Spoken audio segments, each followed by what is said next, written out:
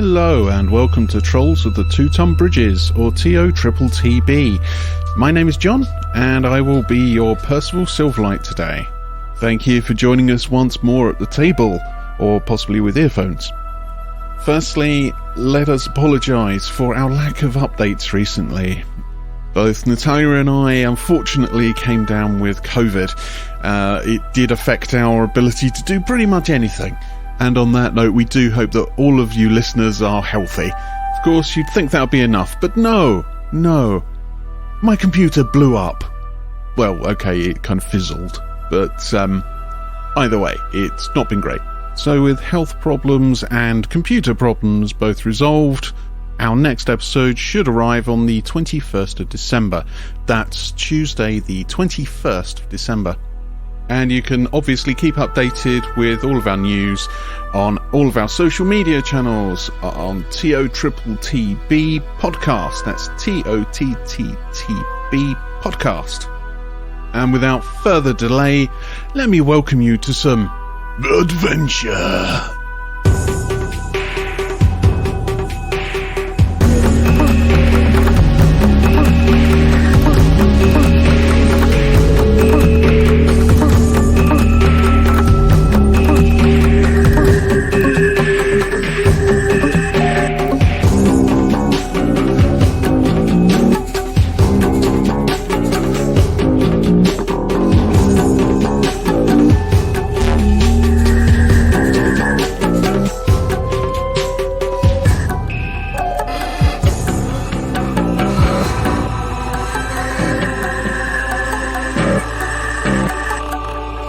The Log of Percival Silverlight. Despite Tabern, Raana and Zibi's best drunken efforts, we have managed to have our meeting with Ekene at Golden Throne. Ekene spoke to Tabern about debt and honour, and forgave him for his slight on her family. I do not believe that Tabern intended to do so, however, as he did mention a debt to the Zentarim, the villainous peacekeepers of this city. Ekene then proceeded to ask for our assistance with a potential cheater within the dinosaur race in the coming days. Merchant Prince Ifan Talroa has placed a very large bet upon Eliza Mustel, a dino jockey riding one of his own beasts. This is apparently out of character for him, as he tends to be very careful with his money. We have agreed to look into this claim of skullduggery and apprehend those responsible before the end of the Unchained race in 2 days. Tabern, agreeing to assist us until he becomes bored, joined us at the Giggling Squid for a nightcap, while Silaqui dropped in on Wakanga. Adventure. We pick up this week at the beginning of a new day. Rain is pattering on the roof and against the shutters of your various windows. You awaken in your various rooms, slightly groggy from the day before. Tabern, Zibi, you guys are in Zibi's reinforced room. Tabern sort of curled up at the end of the bed. Not on the bed, like next to the bed perhaps. Or maybe on the bed, up to you, Tabern. But you guys are both fairly inebriated from the day before, so maybe wake up with a little bit of a pained head. Raana and Silaqui, you guys are in the same room. You guys have frequented the couple of times you've stayed in the Giggling Squid. And, of course, Percy, you are off in your own room. Raana, you too, being incredibly inebriated the day before, probably wake up with another bit of a woozy headache as you awaken, still just getting rid of the last few visions of talking geckos that seem to have plagued your dreams. Don't forget what happens when he wakes up, though. Oh, what happens? Greg has forgotten. Siliqui's drawn hundreds of geckos and pinned them all over the room. I do remember now. Sorry, my bad. I did forget to make that note. I've actually got a note. Siliqui's drawn a load of geckos to dick with Raana. Moment when your players have taken better notes than you have. So Raana, as you groggily wake up, you look about the room and you're just like, oh, thank God it was just a nightmare. And then you open your eyes, look around, and there are geckos everywhere. They are plastered to all the walls. I'd like you to make a wisdom saving throw for me, please. 1d4 psychic damage. Straight off the back. Good morning, wisdom saving throw. Yes. It's purely on Natalia I must now. just point out that Zibi's probably already downstairs tucking into breakfast because he's always up early. Yeah. I do get +4. Gotcha. So I do have 15. You do have 15. Okay, so there is the start as you sort of look at all these geckos, but thankfully, after a second of just like, oh my god, you realise, oh, they're paintings, they're drawings, they're not moving. Okay. Do I recognise them as Silaqui, or do I perhaps think that the gecko has done them? He asked directionally. Aye. With a 15 perception saving throw. You're not sure? I would say not sure. Not sure. You're aware that geckos haven't yet learnt to use tools, but at the same time, that gecko has played you for a couple of nights. Maybe it's no ordinary gecko. Raana. Maybe it's ghost gecko. Raana gets up, sort of, muttering about geckos not having thumbs, and perhaps the city lizards are a bit more advanced than the jungle variety. Dear. But, they've got more culture than he thought they did. That doesn't mean they don't deserve death, obviously. Of course. Silaqui's not in the room at this point. You would assume she's gone to breakfast, but she's waiting to see how Raana reacts. And she stood outside the door listening. I see. Okay, I was about to ask Silaqui what you were going to do. Yeah. Raana distractedly opens the door and sort of heads off down towards breakfast. Despite the fact you see Silaqui standing in front of the door? I don't know, do I? Perception test. Go for it. No. I'd say it's easy enough because she's standing outside the door. Okay. You walk out and you see Silaqui is standing there listening. And I'll sort of squint at her and I'll sort of peer at her hands, see if there's any sort of paint or stuff at the hands. And then I'll Silaqui, roll me a sleight of hand, please. She tends to be covered in paint. So. Well, that's the thing. It's how well has she disguised the fact that she's been using paint. 7. 11. 11. Yeah, Raana, you notice that Silaqui has the same sort of paint. As Percival pointed out there, it is fairly common to see paint splattered on Silaqui in various ways, but you notice that the same colour paint is on her fingertips. Raana narrows his eyes at the paint, and then he sort of chuckles under his breath, and he says, "You got me," he says, and then it turns around and walks off down the stairs, muttering vaguely under his breath in Charlton whilst looking thoughtful, heading towards breakfast. Okie dokie. So, each of you, in your own fashions, managed to make your way down to breakfast. Zibi, you mentioned there that you would normally get up early regardless of a hangover and be down having your usual dinosaur bacon and eggs. 3 or 4 breakfasts, isn't it, usually? Mm-hmm. Taban, how are you coming down? Are you sort of coming down late? I would obviously after Zibi, if he's a bit of an early riser, I'd be up in time for breakfast though, and I'd be coming down the stairs, scratching my belly a little bit and yawning a little bit out of trying to get the sleep out of my eyes. And in my other hand, you'll see is a goblet from the night before of whatever I was drinking last that was left on the side cabinet in the room before I went off to sleep. And sort of comes downstairs and looks around at the Le Mans and says, "Good morning." Zibi raises his Irish coffee and goes, that's happy. You are up very early. Taban was very excited to drink more with you, but you're already gone. Hey, Wolf. The bacon is particularly good this morning, and the sausages are just out of this world. I don't know where he gets them from. Taban will get some. Don't touch that cheese over there. It's a bit funky. It's got blue stuff on it. Sounds delicious. Percival, I assume, as per usual, you will be last down, having taken the time to prepare yourself. Style your moustache. This moustache is not going to wax itself. God damn it! Very true. Yeah, all that moustache waxing, he's got one arm bigger than the other. Yes, that's what I say. With Percival coming down the stairs and joining you all now at breakfast, having your morning meal. You all remember the events of yesterday, the side quest, the investigation that Ekene has asked you to make. Mm-hmm. You all are aware that tomorrow there will be the dino races. So you have until the Unchained event to report any evidence that you might find of cheating back to Tyrrek. So you have the better part of a day and a half ahead of you to conduct any investigation you wish to make. Or, of course, you may pursue any other objective that occurs to you guys. But that is the sort of...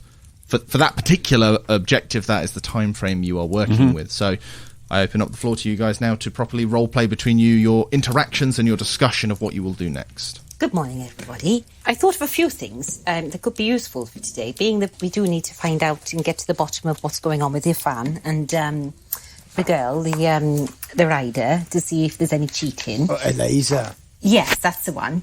Do you remember, when we met Volo, do you remember with Percival and, Percival and, Volo? Yeah.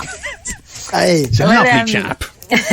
nice chap. Can't write for toffee, but nice chap. He meant well. He mentioned that he knows Irfan quite well and he would be happy to introduce us to Irfan, which is worth bearing in mind. It might be worth Percival, because Volo freaking loves Percival, going Quite with right. Volo maybe to meet Irfan with somebody that might not necessarily get carried away with himself and what's being said, to go with them perhaps. I had another idea as well. There was talk of it might be worth us going to see the dino trainers who train Eliza's dinosaur. I was trying to think of a way in of how that might work. Now, I was thinking about Polly.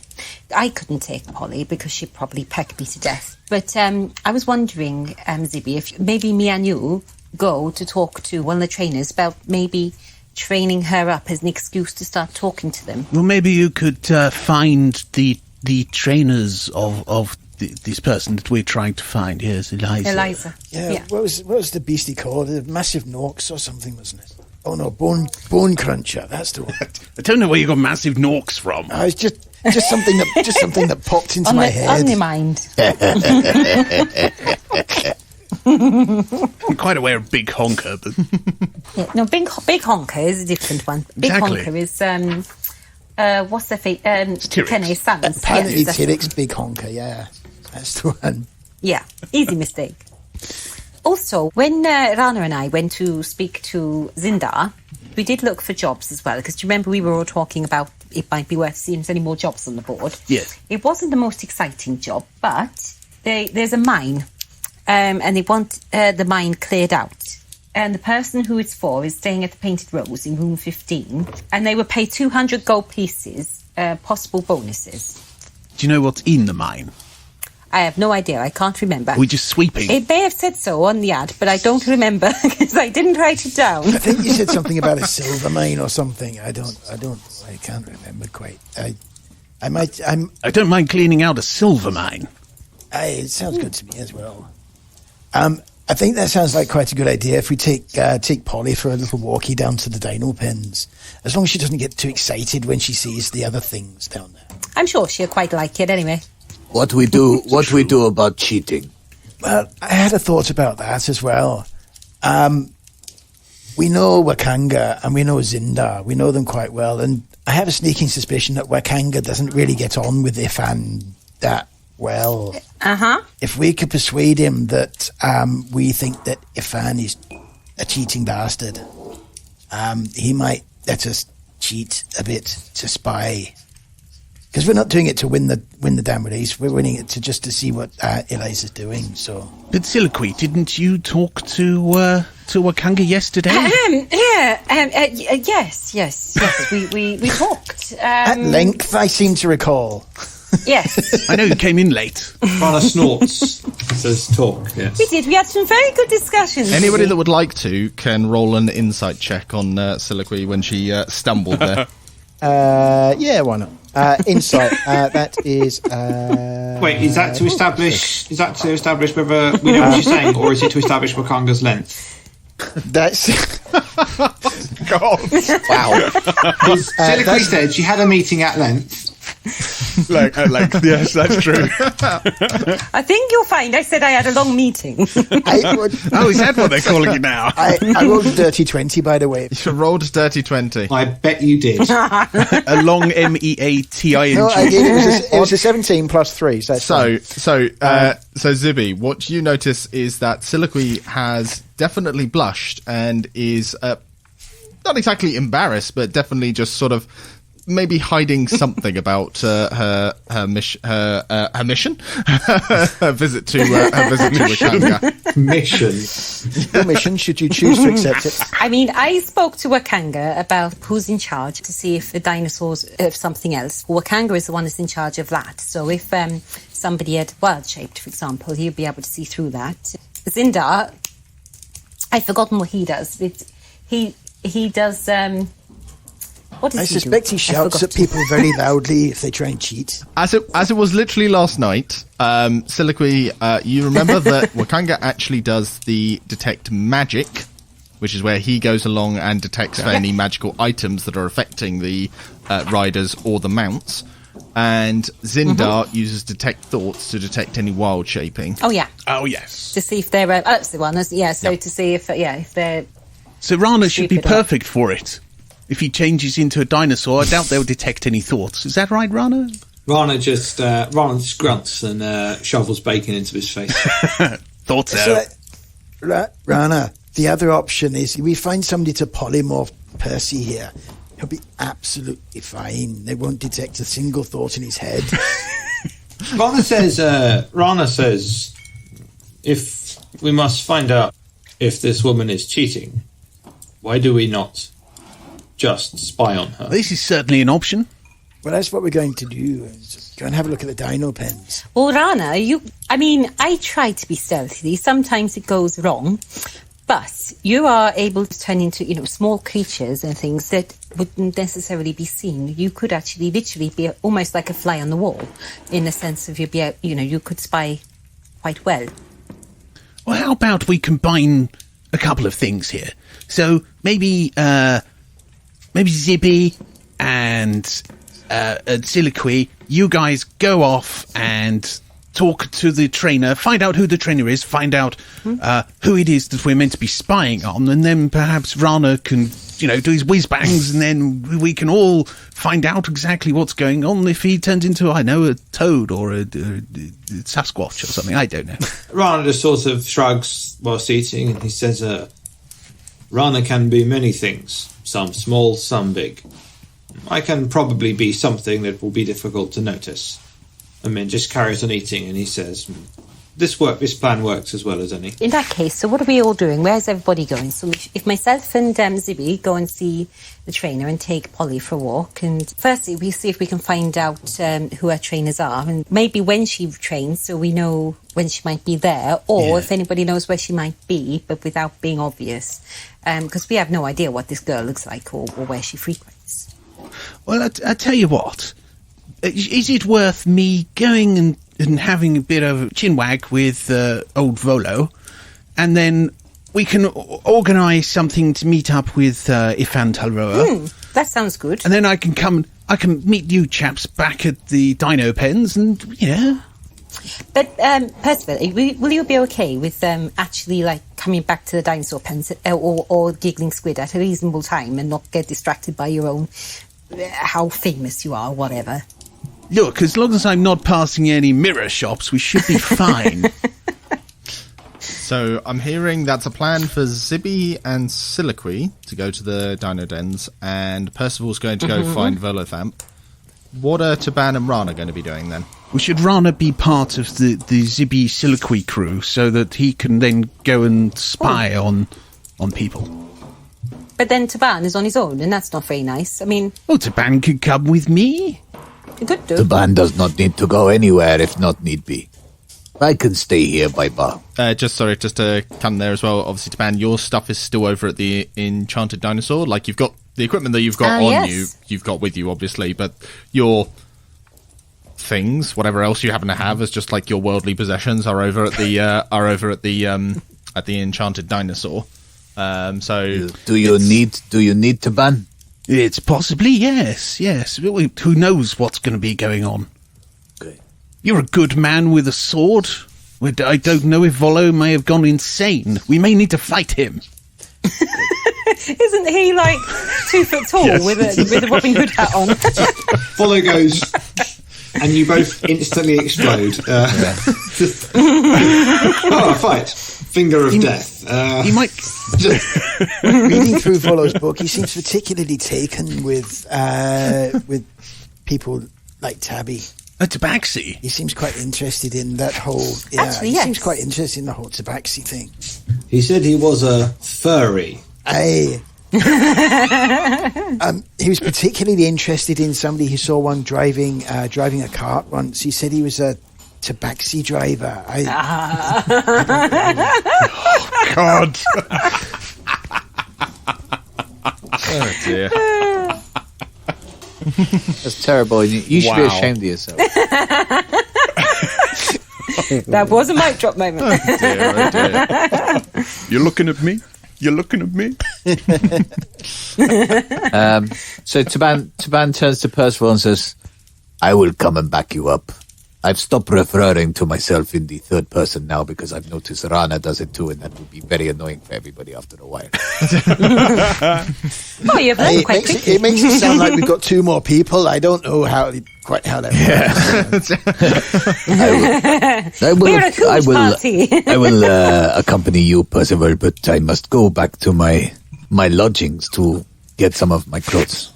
That's fine. It is a box with Some small- sand and some... Yeah. That is racist. He's not wrong. Raana shrugs and says, it is easy to be racist in this world. There is races that look like anything. That is true. It seems. It almost seems like a big old euphemism for racism. This whole world. You're right. Yes, it does. We try to be careful, but... In which case, you guys, if that's your plan, as I'm hearing it right, that Zibi, Raana, and Silaqui will head to the Dino Dens, and Percival and Taban are going to head to Volo, but first drop off at the Enchanted Dinosaur, then you actually will head off in the same direction, because you're both going down that way towards the Dino Dens anyway.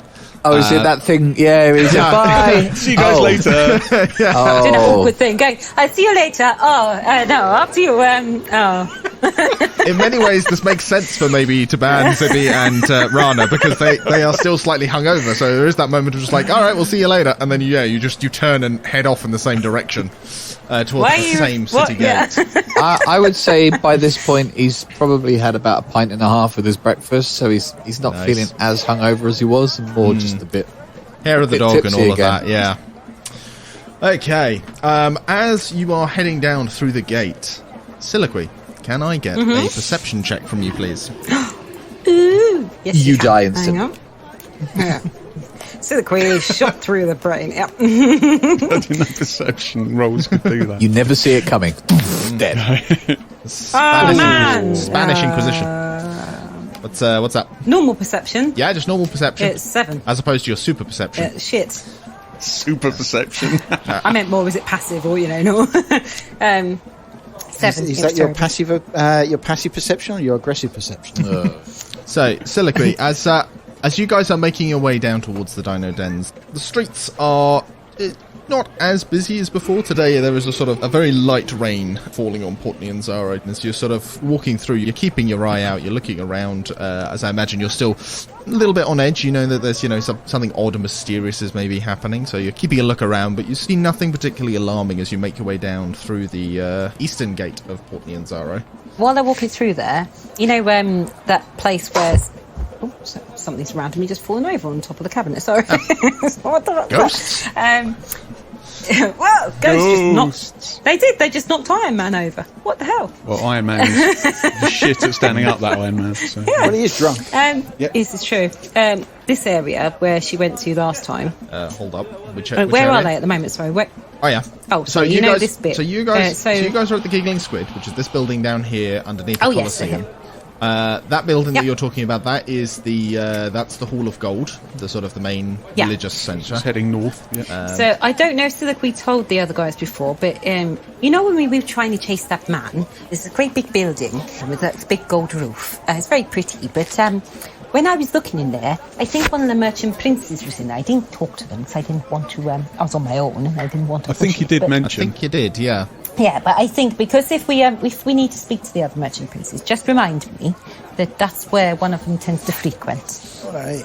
That one, you know, was you had pieced together. I think at the time it was an old woman, and the only old woman you've been referred to was no, Xanthi.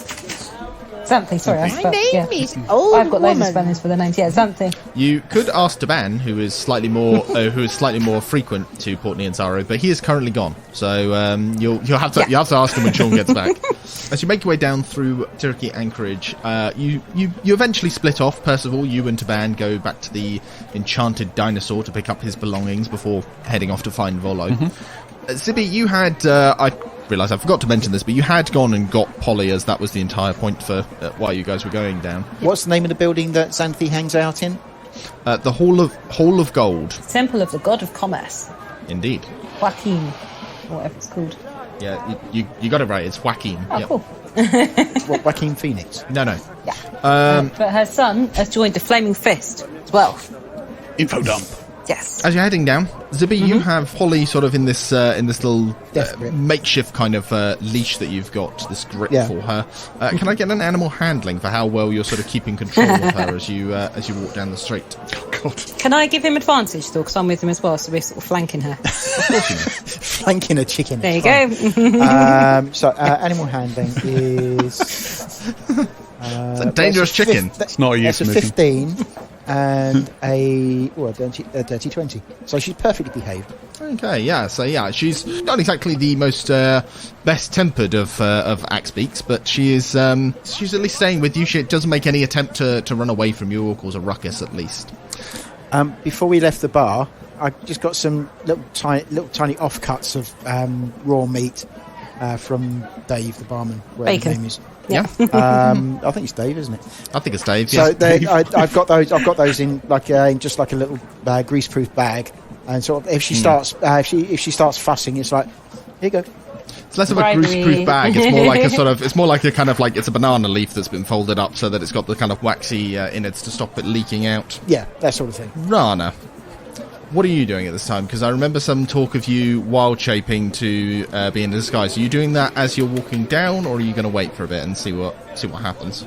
I think Raana will wait, as Raana's wild shape is time limited once he assumes his form, so I think Raana will wait until they are nearer in situ before he chooses, or he decides what he's going to be. Okay. I mean, it wouldn't make much sense for him to just turn into a quipper and just fall onto the... and just, I mean, you're correct, but I Walking didn't, around with a I fish didn't in a think- bag. I didn't think you were planning on turning into a cooper just now anyway. But, Silaqui, why are you holding a fish by the tail? Don't ask. Jesus. so yeah, I think Raana would just be wandering along, mostly just looking for sort of various things that he hasn't eaten yet from all the street stalls and things. But not really interested in any of the material stuff. Raana doesn't really care about money particularly. So Raana will just sort of he'll just wander along. He'll occasionally look at Polly, just sort of eye her up because She's a chicken. He fancies her. yeah, I mean she's a chicken. I think Raana is quite impressed in general by any sort of animal life that he hasn't interacted with regularly. So I think Raana, I think Raana will kind of be studying her, kind of watching the way she walks, how she moves, like how she interacts and stuff. Like memorising her shape a little bit. Okie dokie. Silaqui will also be trying a bit more to sort of get a bit closer with Polly. She's gradually working on her. Okay. Everyone Fair enough. fancies. Yeah, everyone fancies a bit of Polly apparently. Sexy bird. Hello, Polly. It's the legs. Okay, as you make your way down through Tirek Anchorage, you make your way down to the dino pens, which are, again, they're becoming something of a familiar sight for you guys. You see the sort of the pastures and the training fields stretched out ahead of you. I'd like one of you, please, to make an investigation roll, and you can make it an advantage as all three of you are kind of helping to look about, try and work out where Eliza... So you're looking for either Eliza's handlers or for her dinosaur, yes? Yeah. I've only got +1 for investigation, so if somebody else wants to, I'll give them. Me too. I've only got I'll +1 help too. them. What's Raana got? Raana can probably give it a crack. Raana has -1 to investigation. Oh, Jesus. because maybe he has not a short one of them. attention span. So really, the three of you weren't the best to be searching, but No, not It's fine. not One even of- slightly. Maybe I should have gone. so Silaqui. Shall I do it then? Yeah, you may as well. Because I Right. think because Zibi is currently paying attention to Polly, so yes, Silaqui, you roll me advantage. Investigation. Oh, it looks like it's going to be 18. Let me try again. Yeah, it's still crap, but still. So 10 and plus 1, so 11. Yay! Okay, so with that 11, it takes you a little while. So you go back to the training ground where you saw Ekene's son, and there's doesn't appear to be anyone there. But after sort of looking around for a bit and then asking a couple of nearby passers-by, you're directed to another set of training grounds. And as you come over, you see this large red and gold dinosaur being put through its paces, and you see this woman astride her who is currently taking her through whatever training she's currently doing sort of like jumps over obstacles, doing some sort of course around the pen, and you are told that this is apparently Eliza and Bone Cruncher currently training. As you approach the Dino Dens, your first impression is of this large dinosaur, which even in the sort of relative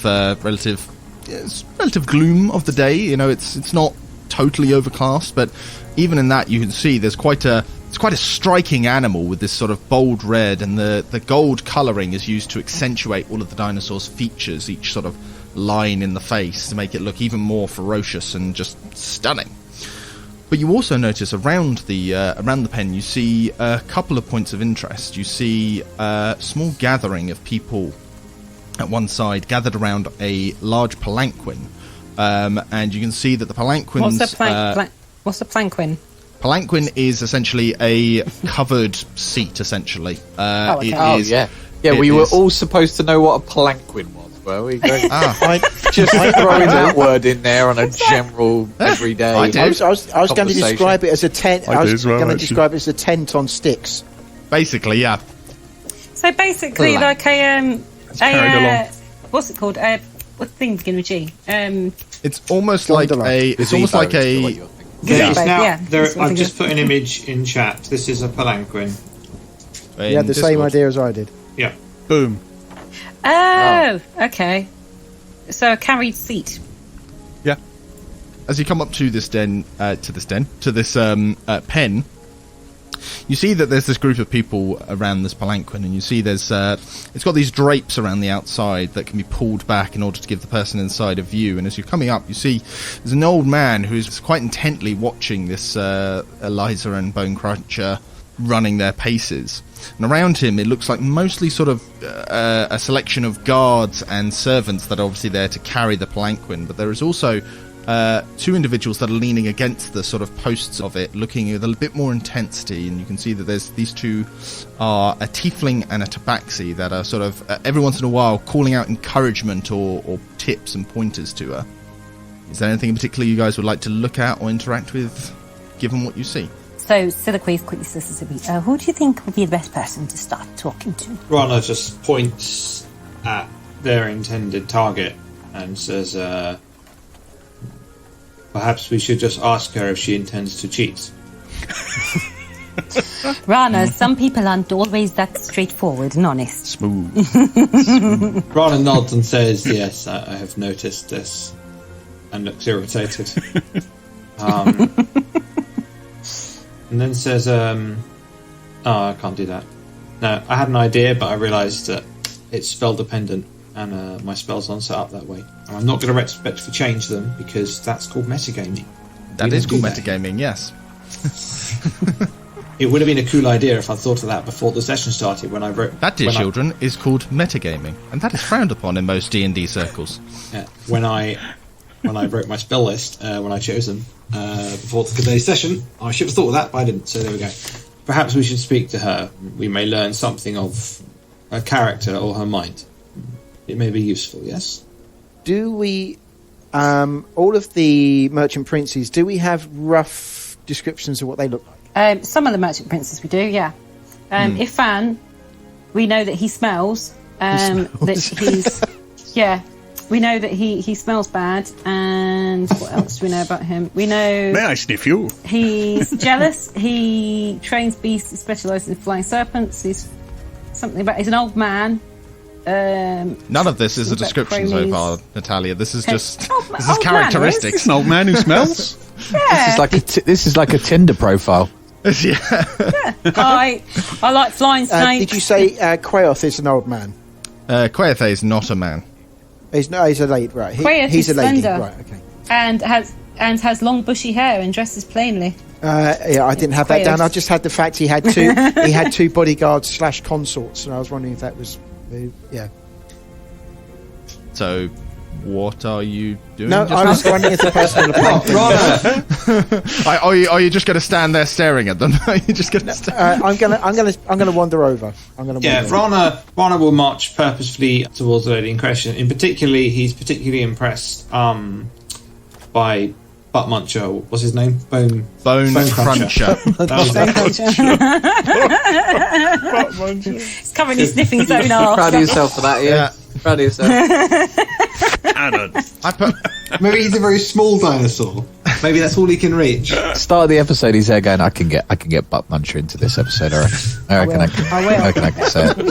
Damn right. I reckon I can get away with it. Anyway, Raana will basically march over with an intent to start a conversation. With who? Well, not with Bone Cruncher, because I didn't prepare the Speak with Animals spell. So, Ekene. Ekene? No, not Ekene. You mean Eliza? I can't. Eliza is the rider. All names are basically the same, and I can't remember any of them.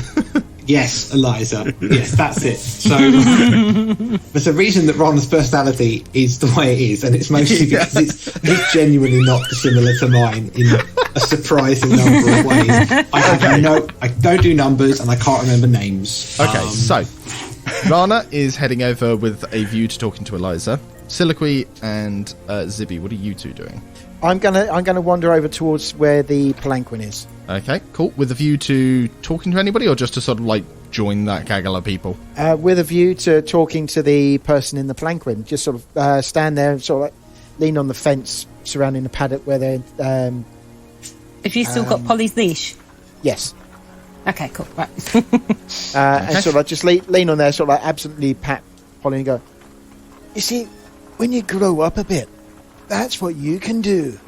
And then look at the person in the palanquin and go, you've got to start training them from little. Otherwise, they never understand. She's doing quite well, isn't she? Hey, there's a lovely-looking dinosaur she's riding. Okay, while he's doing that, Silaqui, what are you doing? She walks up to the nearest people who got they might be trainers, ones that are, shouting opinions or praise or whatever for Eliza, and just walks up to them and says, "Oh, hello. I was just wondering if you might be able to help. Actually, I'm here with my friend, and we're looking at maybe getting some training for a young axe beak. I mean, is there anybody who you would recommend talking to?"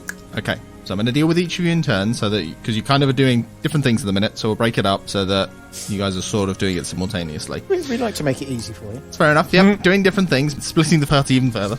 So, Raana, as you're looking out over the paddock and watching Eliza, you're staring out intently towards her. You're making it quite plain that you're trying to maybe get her attention, but you notice that as she's going around, she is entirely focused on what she is doing.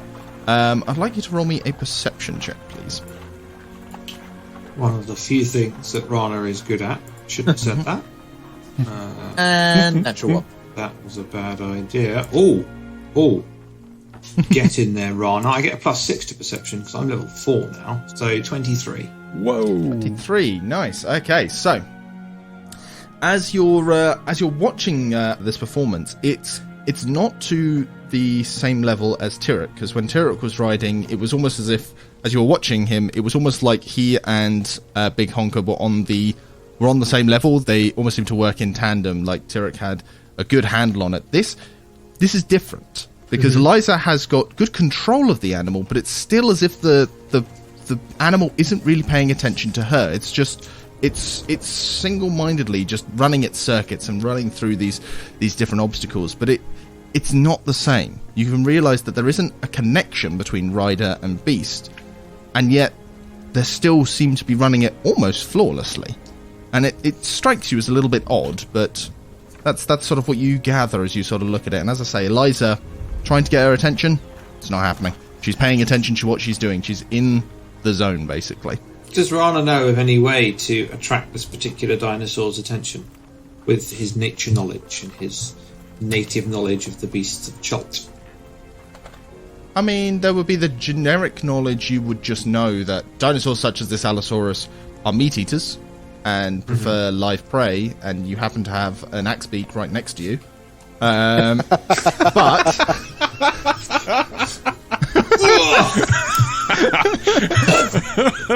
It'll be like the goat in Jurassic Park. Just does that, and it's just the string hanging from its mouth. Yeah.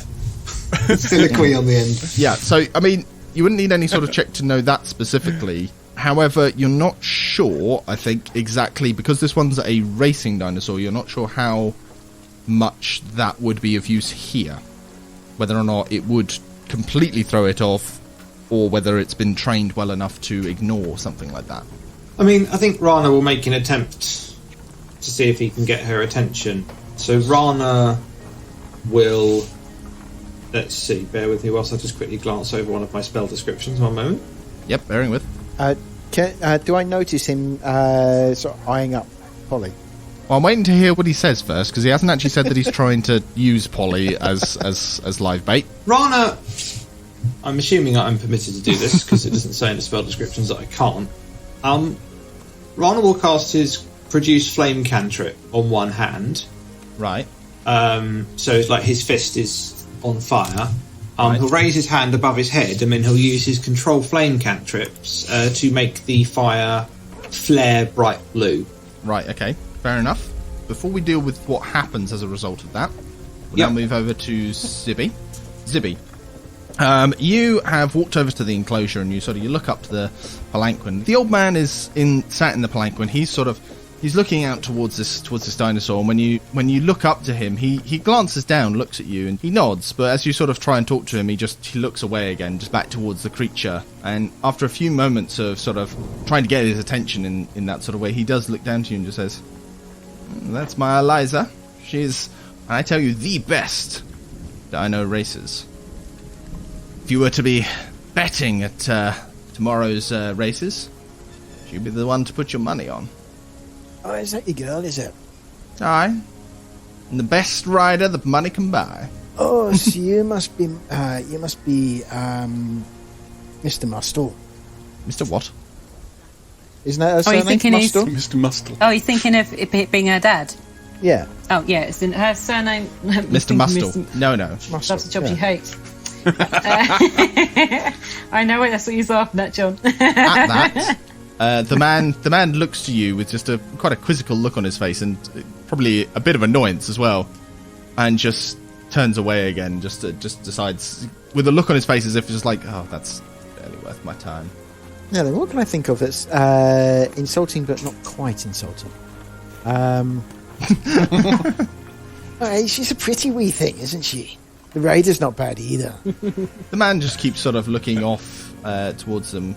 He turns to one side and whispers something that you can't quite hear, but it's quite obvious when the guard that he's just whispered to looks to you and just says, "Excuse me, sir, but who are you?" Who am I? Indeed. I'm the man that's standing here with a chicken that's going to grow up big and strong and tear your bloody legs off if you're not careful.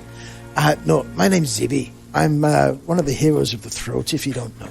We're here just to see if we can find out where to get training for various animals that we've got. The guard addresses you again and says, "Well, if you want training, Mr. Fan here is the man to sort that training out for you. It is his specialty, after all, training creatures here in Port Nianzaro. If you would like to have this Axbeak here trained into its adulthood, you could certainly do so for a fee." I am sure I could. I'm sorry I didn't recognise you there, Ifan. It's we haven't met. I've met some of your colleagues, other merchant princes. I don't know, what do they refer to each other as? Besties. Yeah, Besties. they're just referred to each other as the other merchant princes. Yeah, just dudes. Yeah, they're just other merchant princes.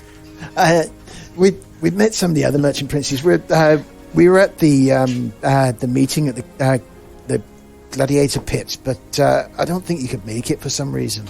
It's a jolly good afternoon. You should have been there. The wizard against the what was the wizard fighting against? Lions or something, wasn't it? It was wizards against tigers. Zombies. Or raptors, yeah. Raptors. Tigers? Zombies. Oh, it was tiger. Was it not zombies? No, it was ghouls. Zombies versus wizards. It was ghouls. Zombie what it was. tiger raptors. I think it was a beholder. It was a beholder. It was a Tarask. They brought a whole Tarask in. Zombies Bronze everywhere. dragon. Don't tell him about the map. Bronze Tiger versus Velociraptors. Ghouls versus wizard. That's the one. So the wizard chappie fighting the ghouls was especially good. I actually lost a bit of money on that one. Sibby, roll me an insight check, please. Insight. 10. 10. Okie dokie. The man in the box continues to just sort of like look the other way, just focusing on watching Eliza running her course. He doesn't seem to be particularly interested in you anymore, and it's still the guard that is sort of looking to you, politely just waiting to hear what you'd like to do with training your axe beak. Rather than speaking to you himself, Ifan seems to be just talking to you through this intermediary, despite the fact he's like 10 feet away from you. While you're doing that, Silaqui, remind me what you were doing. You were striking up a conversation with two next to the fence. The other, like the trainers, yeah. So, would you mind reminding me what you actually said to them? I was asking them who the best person to be talking to is in regards to that we have a young axe beak that we may like to get trained, and we're not familiar with the area. Mm-hmm. So the tiefling gazes off, and she doesn't quite react, and she nudges the tabaxi next to her, and the tabaxi turns around and he says, "Well, you have an axe beak, do you? Oh, I see her. And what is her name?" But I don't know how you know she's female, but yeah, she's called Polly. When you have to handle animals, you have to know quite a lot about all of the species that we can be dealing with. No wang. No low-hanging fruit. No. And if you wish to have her trained, what is it specifically you'd like her trained as? A pack animal, a mount? Which do you prefer? She's bonded with my friend Zibi more than me, but I think maybe a mount would be very useful to learn to have her ridden and erased. Well, there are any number of handlers throughout Tirek Anchorage, all under Ifan Talro. He's the man just over there. But he is the best at it here in Port Nianzara. In fact, to be honest, the only one to get it through. You'd be looking at around, I think it's, let me see, what were the prices? Yes, about 50 gold pieces for your basic training. It's not bad. And what age do you take them from? I mean, she's still a youngster. Well, I myself generally specialise in dinosaur racing, but I have occasionally turned my hand to axe beaks. I would say you're verging on the cusp of the great beyond, so to speak. Any older and she'll be too old to train, I'm afraid.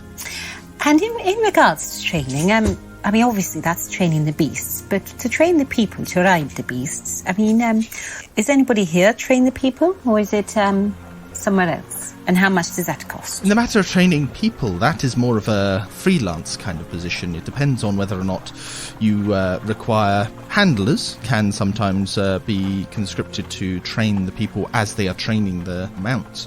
But you can also get occasionally visitors to the city that offer their own wares, offer their own services. Sometimes, if you have particular connections, you might have somebody that is affiliated with you or your family that might be able to train them. Many of the riders that take part in the races are often taught by, let's say, indentured servants that specialise in helping them with acquiring the best techniques for riding. It is at this point that the two of you would notice that a light starts up next to you as Raana raises his fist with the control flames and causes it to glow blue. Oh. And Raana, with this, Raana, you are attempting to get Bone Cruncher or Eliza's attention. Yeah, I just figure it'd be nice to have a chat. Raana's quite direct. He doesn't really do waving, and Raana tends to take the view that if you want to get somebody's attention, you should just, if you're going to do something, you should go for it. Balls out. Okay. The Australians would say, if you're going to go for it, go for it. So Go Raana big just or thinks, go home. yeah, like go large or go home. And Raana would tend to think that the best way to attract a large, aggressive alpha predator is to shine an irritating light in its peripheral vision and see if it notices. Okay. So as you shine this light out, there's a general sudden reaction from the people standing next to you. As quite a few of them notice this sudden light, and there's this just Jesus or gods rather, because Jesus isn't a thing in D&D. Yeah, You don't know that. No, Jesus is just some guy. I don't really know that. Christianity could be developing somewhere in Faerun. Just some dude called Jesus. Oi, Jesus, yeah. big nose. And however, Eliza and Bone Cruncher barely flinch. Eliza, you can sort of, looking out across it, you can see she sort of, as I say, it's a barely flinch, so she glances your way for a second, but then she turns back and is focused on what she is doing. As you're doing this, the tiefling comes up to you and says, "Hey, what's the matter with you? What are you doing?" And she sort of gives you a bit of shake on the shoulder. Raana says, apologies, he says, and he shakes the hand in question. Now the fire's faded, and he says, it does that sometimes, I'm sorry. Roll me a deception. Goes off in your hand. It just went off. It just went off in my hand. I'm sorry. I was just trying to put my hand up. Was that deception? That was deception, yes, please. Hold on. What's that Are true? you ready for this? That's a 10. That's a 10. Look at that. 10. Get in there. The tiefling looks at you very disgruntled and says, "And what, pray tell, are you doing here?" Raana says, was hoping to speak to one of them. And he points towards Eliza. Eliza, yep. You could say the dinosaur and the rider if you can't remember the names. He just sort of, he motions towards them and says, we're hoping to speak to one of them. Either or will do. Tiefling just sort of looks towards Eliza, looks back at you, and just sort of says, "Well, I'm afraid Eliza is training this morning. It's a big day tomorrow. If you want to speak to them, you'll have to wait until later when she's done. I'm sure if you're a fan," she kind of says with a bit of a question mark at the end of that, "she will be willing to speak to you, but right now that's, quite frankly, nothing but distracting, and she needs to focus on what she's doing." Raana says, yes, I am a fan of one of them, he says, mostly just looking impressed at the dinosaur, not really caring about the woman sat on top at all, because like dinosaurs are cool. Yeah, and it's a cool colour. It is. And Rana's a bit of a magpie. He likes brightly coloured things. Fair If a enough. dinosaur that's brightly coloured, if it was golden and did magic, it would be better, obviously, but it's not. So, so Raana says, when will her training be over? The tabaxi sort of takes a second and just says, I just told you, she's training all morning. You want to speak to her, wait till this afternoon. Are you deaf, boy? Raana mutters and says, you said later and did not specify, but perhaps my hearing is wrong. And then says, as you wish, I will come back later. Okay. He sort of just turns and wanders off, sort of vaguely towards the exit, and he calls out, I have arranged it.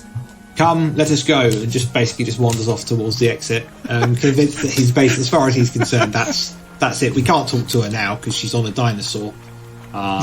So, yeah, I mean, I think that's from Raana's perspective. Yeah, he'll wander off towards the exit, just looking at the other beasts and things. If there's anything unusual that catches his eye, he might study it, see if he can learn a little bit about how it moves, how it acts. Okay, cool. So with that completed, Silaqui and Zibi, you guys would have seen all of this transpire. And Silaqui, as you standing there, the tabaxi next to you is just sort of standing there watching it. And as the tiefling comes back over, you hear her muttering, just, stupid bloody boy. And the tabaxi turns to her and says, "It's okay, Patience. Just leave him be. Leave him be. It's okay." With no patience, yeah. So, Silaqui, is there anything you want to do? Yeah, she's going to wander back towards Raana in a sort of half attempt at slightly sort of rescuing him from any more trouble. Okay. She's also going to say to the person she's been talking to as well, oh, sorry, I just need to get back to my friend. Your friend? It seems like there's some confusion over there. The tiefling now just interjects here and just said, go and teach him some bloody manners, okay? I am trying. You see, he's native to Charles. He lived in the jungles. He's quite new to all this, and he is learning. Native is nothing. Regardless of where you've come from, an idiot is an idiot. And she turns back to look at the dinosaurs. Does Raana hear that? You were walking off, so no. And was it the tiefling that was only the tiefling that's talking to me, or was the person I was originally talking to somebody else other than the tiefling? You were talking to the tabaxi. Yeah. The tiefling only spoke to Raana. So is the tabaxi still there when I'm... Tabaxi is still there, yes. Yeah. He looks a little bit apologetic at you, and just sort of is moving to turn back to what he was doing. I agree. Like, sometimes an idiot is an idiot, but rude is also rude. What I did want to say is I have heard, actually, some rumours about one of the good riders. I've heard good things about somebody called Eliza. Now, I'm assuming that Lady Lair. Is that Eliza? Oh, Eliza, yes, she's our prize student, in fact. I've heard some good things about who trains her dinosaur, because I think that would be quite good. Well, we do. Patience and myself here. My name, so sorry, is Otagu. Hello, Otagu. I'm Silaqui. We train Bone Cruncher, and we help Eliza with her training with her. I quite like what I've heard so far about Eliza's style of racing and how good she's doing. I mean, I'd probably speak to my friend about having Polly taught by you, if you have space and availability. That's certainly a possibility. If you'd like to make a training arrangement, we can certainly do that. I'm going to pause on this conversation, Silaqui, and just turn to Zibi, because obviously, Zibi, you also witnessed all of that going down. Is there anything in particular you want to do in reaction to what Raana just did? Can I... obviously, I would have noticed that they didn't even flinch. They just carried on doing circuits and doing whatever they were doing. You weren't really looking at the dinosaurs, so if you want to make a perception check and say that you were... No, I was looking more at Stroppy Guardsman, wasn't I? You were, yeah. No, in that case, I'm going to change what I was going to do slightly, because I was going to see if I could spot if anybody was concentrating hard on the dinosaur or anything like that. But so this guardsman is still looking at me as though he's better than I am. He's not now. He's looked over towards Raana. Everyone's kind of been a bit distracted by this sudden just flare-up of light that happened. The guardsman, to be honest, the guardsman wasn't looking as if he thought you was better than you. It was more, Ifan was kind of the one that was feeling better than you in the palanquin. The guard was the one who's basically been told to be a middleman. Possibly entitled a little bit more because he's a merchant prince and I'm not. But still, Zibi is not particularly enamoured with people treating him that way. Even though he's a cleric and he probably should turn the other cheek occasionally, but he's a cleric of Thor, so the only reason he turns the other cheek is so he can actually hurt their hand again. Headbutt someone easier. Yeah. Okay. So yeah, if this guardsman is not looking at me anymore, Zibi's just going to see that Silaqui is talking to patients and the Tabaxi Otaku, or whatever his name is. Mm-hmm. He's just going to go back and he's just going to lean on the fence again and just watch what the dinosaur's doing and just ignore the guardsman. Okay, fair enough. I'd like you, please, to roll me a perception check as you're sort of watching as the Allosaurus comes round and actually sort of passes fairly close to where you guys are standing. Perception. Okay. That is an 18. 18, okay. As the Allosaurus comes on past and you're looking up at it, you're watching their progress, you spot something on the dinosaur's hide. All of the sort of coloration, the sort of the deep crimson of its natural coloration, all of the gold paint is very striking and stunning at distance. Up close, you suddenly realise that the paint around where Eliza is sat is a little more tatted. There's a few more scrapes through it, and as you sort of look at it and you sort of question, it's not quite so smooth there, the coloration, you realise that the reason is that the hide is scarred, quite heavily so, with a lot of thin, straight lines that seem to cut through the hide. As you're sort of looking at it, you realise that strapped to her thigh, Eliza has what looks like a rather vicious little whip. So, did Zibi overhear the fact that Patience and Otaku were the trainers? You were close enough, because you guys are kind of... Yeah. These guys are all standing together, so you would have sort of been standing close enough to hear one another as they speak. Zibi's going to use his thaumaturgy cantrip to make his eyes glimmer like lightning. You remember we did that before with the goblins. We did do that before, yep. Stand up as tall as he can, which is fairly tall, 6'4". Look at these two and go, Is that what you call training? Whipping the poor beast until it bleeds and scarred?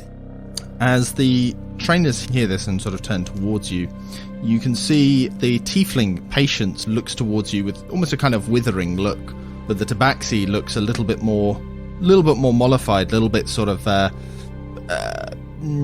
apologetic, perhaps is the way to describe the sort of look, as they turn to you, and Patience says to you, how the riders handle their dinosaurs in the race is a matter between the dinosaurs and the handler.